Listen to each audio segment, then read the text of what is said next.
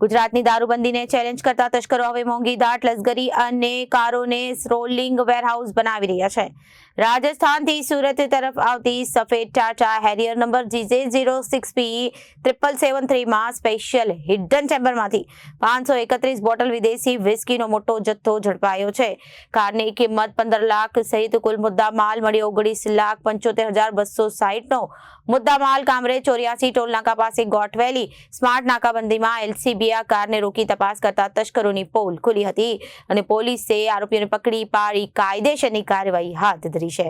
કામરેજના 84 toll નાકા પાસે ગોઠવેલી smart નાકાબંધીમાં LCBએ આ કારને રોકી તપાસ કરતા તસ્કરોને પોલ ખુલ્લી અને ખાનગી બાતમીના આધારે આ સફળ રેડ પોલીસે અધિક્ષક રાજેશ ગઢિયા અને IG પ્રેમવીરસિંહના માર્ગદર્શન હેઠળ થઈ આકર્ષક કાર જોઈ લો અને જેમાં દારૂ છુપાવ્યો હતો। ઝડપાયેલા વિશાળ દારૂનો જથ્થો આવી જ બોટલો મળી અને અનુપમસિંહ વીરસિંહ રાજપૂત તથા મહેન્દ્રકુમાર નથુલાલજી મેવાડા અને તેમને સફળતા મળી હતી અને તેમણે કાયદેસરની કાર્યવાહી હાથ ધરી હતી।